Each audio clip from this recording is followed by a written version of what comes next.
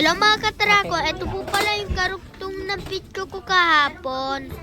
Azure flag. Ito po yung balcony, ang laki. Ang kanta po ng view, nakakalula lang po. Nasa 22nd floor po kasi kami. Dito po masarap mag-food trip. Tanaw na tanaw mo talaga yung view. Ang pret ko pa, malalakhap mo yung sariwang hangin.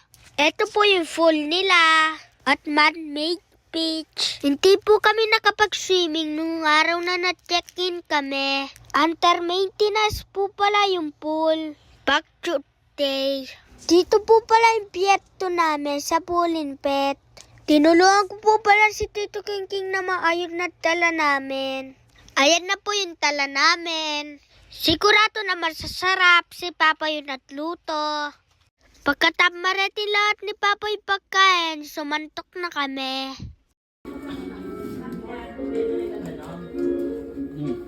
Ito dyan, ito ang pang punito lang isa. Tara na ka.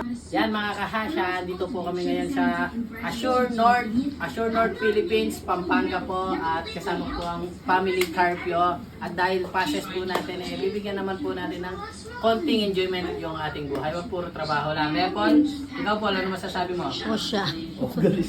Masaya ka? Nandito tayo? Thank you, Ama po. Siyempre, nag-uumpisa pa lang po ang araw mga kahash. Enjoy po natin yung pag-stay po natin dito. At siyempre, higit sa lahat, magkakasama po kaming buong pamilya. Ay mga kahash, stay tuned lang kayo lagi dyan. And, Osha! Ayan po si Tanyel Patilla, Coco Martin, at Jack Ruperto. Panga po kita po, Kapalin. Papapa po sila para pakilikin ang mga fans. Ha ha. Joke lang po. May pipilin po sila. Dito po muna ako sa balcony habang umiinom ng juice.